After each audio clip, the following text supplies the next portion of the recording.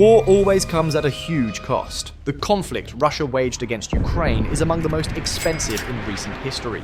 The Russian government has poured billions into the invasion so far, and the longer it drags on, the less sustainable it becomes. Gradually, Vladimir Putin's war machine is draining Russia's wealth. The country's economy is in a rapid freefall, sliding toward recession at breakneck pace. In the early days of the war, the Kremlin had a cushion to fall back on when the economy began to feel strain. In the years before the February 2022 invasion, Russia prepared itself. It anticipated the sanctions and financial difficulties it might face. It worked to reduce external debts, cut dependence on Western technologies and resources, and build up its sovereign wealth reserve, often described as Putin's war chest. It also strengthened key trade relationships with countries such as India and China, confident that they would keep buying Russian fuel and other resources no matter what. Thanks to this preparation, when wave after wave of Western sanctions hit in 2022 and 2023, the Russian economy held up far better than many expected. Putin even boasted that the Russian economy and management system turned out to be much stronger than the West believed. But now the cracks are deepening. Sanctions are starting to bite hard. Russia's rising defense outlays are digging a deeper hole, one that Russia may struggle to climb out of. He is now caught between a rock and a hard place. On one hand, the more money he pours into the war, the more the country's economy weakens from within. On the other hand, if he were to dramatically slash defense or security spending, the economy would likely slide into recession anyway. According to expert economists, there is no viable escape route for him, no way to win this by conventional means. He must simply choose the lesser of two bad options, or the one that serves his personal interests most. Perhaps this explains why the Russian government announced plans to devote about 38% of its federal budget to military and security spending for 2026. That level is unprecedented. Few countries, if any, have been willing to assign such a huge share of their budget purely to warfare and internal security. Russia, however, appears determined.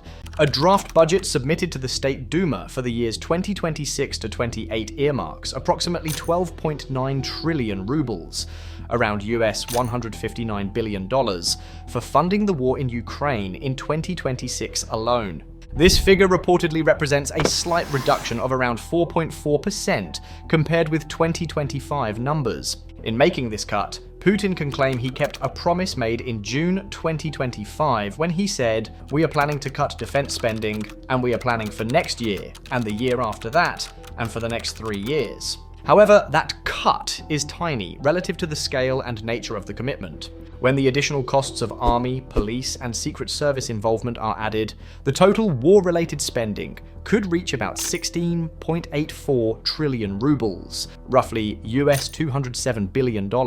It wouldn't be surprising if actual spending ends up even higher. Past behavior suggests actual expenditures often exceed official targets, and some war costs are hidden or masked. For example, for 2025, official national defense spending figures are classified, so the public will never know exactly how much was invested. But published materials show additional funds being allocated to the war effort. One case, 30 billion rubles of capital provided to a major bank servicing Russia's military-industrial complex.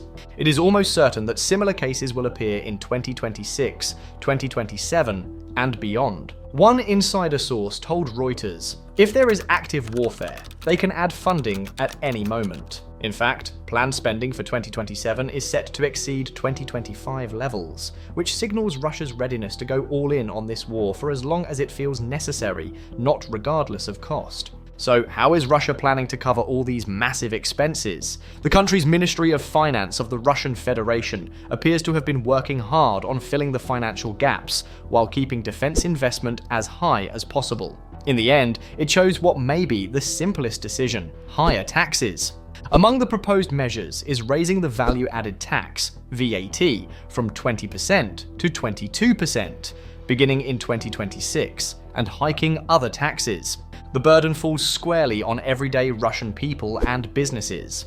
While the government has promised to maintain a lower VAT, 10% on essentials such as food, medicine, and children's goods, the average Russian citizen will still lose out. Economists almost all agree that the increase will slow the economy, trigger new inflation, and cause price hikes on many goods and services people need to live. At a time when Russian families are already under pressure, this adds another layer of hardship. Naturally, the Kremlin is downplaying the negative consequences. Spokesperson Dmitry Peskov called the new budget absolutely balanced and described the tax hikes as a completely normal process for a state at this stage of development. He reinforced the importance of victory in the war. For the sake of our children and grandchildren, this is now the most acute stage of the war, and it will determine the future, hence our patriotism. But for ordinary Russians whose lives are getting harder and harder, that definition of patriotism might begin to ring hollow. Several polls suggest that more respondents who prefer a peaceful end are increasingly eager to see peace rather than continued fighting. With public frustration mounting, Putin's popularity may well decline the longer the war drags on. Yet Putin may feel he has no realistic alternative. One Russian economist, Vadim Baranov, argued that by publishing a significant war budget, the Kremlin is sending a signal. Russia is not changing its domestic or foreign priorities. It is a power play. By announcing big, multi-year wartime spending, Russia is telling the world it has no intention of giving up, waving a white flag, or entering meaningful negotiations anytime soon. It is ready to continue pounding Ukraine, deploying huge quantities of troops and armor, trying to seize territory and achieve its aims. It hopes this show of strength will ripple through Kyiv and beyond, maybe even pressure Ukraine into accepting a ceasefire deal that greatly favors Russia. In reality, however, this outcome seems highly unlikely. It is far more likely that Russia will find itself in a far more desperate and vulnerable position due to its budget decisions. Back in June 2025, at the St. Petersburg International Economic Forum, several senior officials in Russia's banking and finance sectors sounded alarms, warning that the country faced a choice between saving its economy or pursuing the war. In September 2025, German Gref, head of Russia's largest bank Sberbank, warned that economic growth was approaching zero, and that the Central Bank of the Russian Federation had to act fast to avoid excessive cooling of the economy. It will be much more difficult to restart the economy than to cool it down. Others agreed.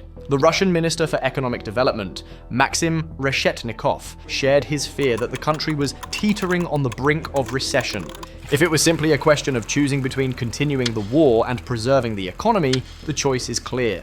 The government prioritized war spending, and he will have to live with the consequences, and they will be severe. In the first years following the war's start, Russia held up relatively well. Thanks to its prior preparation, it channeled cash from state coffers into the military-industrial complex. It counted on strong trade ties with China and India to keep its oil industry flowing despite Western sanctions. But that momentum is now waning. From early 2025 onward, multiple sectors began to unravel. Construction, mining, and transport.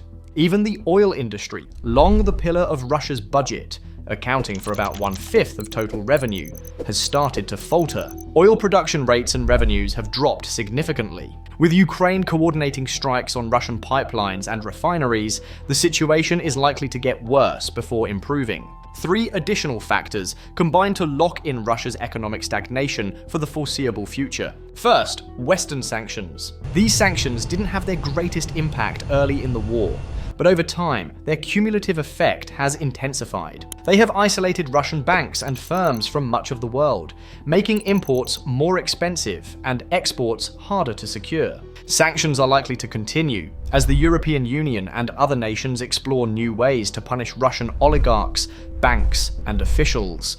Second, labor shortages. Russia is losing many workers. Many have been mobilized or recruited to the war effort, and an estimated 1 million Russians have left the country since the war began. Among them are many of Russia's brightest young minds, university-educated individuals who might otherwise have helped the economy. Tens of thousands more Russians are sent to the front each month, many never to return. The longer this continues, the fewer people there will be in Russia to staff farms, mines, construction sites, truck fleets, and logistics operations. If businesses cannot find trained and experienced workers, many will fold. Third, high inflation. Fueled by the Kremlin's massive military spending, inflation in Russia is soaring. The central bank has responded by raising interest rates. But higher rates mean borrowing becomes almost impossible for ordinary Russians and most businesses outside the defense industrial complex. With fewer Russians able to take out loans, mortgages, or credit lines, consumer spending falls, the economy weakens further, and people's standard of living slides downward. The Kremlin's latest budget will do nothing to resolve these three structural issues in 2026, and likely far beyond. Interest rates will remain high. Tax rises will hamper civilian industries. Many analysts, including Alina Rybakova of the Peterson Institute for International Economics, warn that heavy military-industrial complex dependence means that, even if the Kremlin tries to cut military funding, the result will almost certainly be a recession. One economy center head, Alexander Kuzmin, described the current situation as a catch-22, difficult to get out of and unclear how to manage, since Russia depends on the military-industrial complex to survive, while that same complex is draining the economy from within. There is no clear path, no way out. Whatever Russia decides, disaster looms, and recession is inevitable. When that recession hits, it will bring darker consequences. Further cuts to production and profits, rising unemployment, and wage cuts across the board. On a deeper level, the Russian people will become weaker and poorer than they ever imagined. They will likely connect their worsening situation with the war and with Putin personally. This is something analysts have long predicted. Since the war began, many expected that a recession would be forced on Russia by Western sanctions and asset freezes.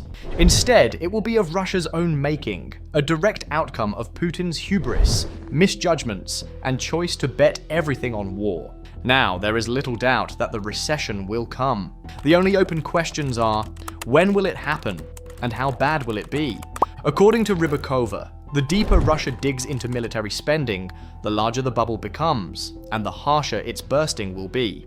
At the same time, continuing heavy investment in the military is the only option left to delay the crash. Again, this mirrors the catch-22 described by Kuzmin. Russia is stuck in a hole, and its only plan is to keep digging. The only slightly less dramatic alternative would be if Russia could somehow ease sanctions. If it achieved that, Baranov argues, it could restart trade, boost exports, and alleviate pressure on civilian sectors. But to do that, the Kremlin would likely need to agree to some form of ceasefire or peace deal. So far, it has shown almost no interest in meeting with Volodymyr Zelensky of Ukraine or other world leaders to discuss a realistic peace agreement. And so the war continues, and Russia's free-falling economy slides ever closer to chaos.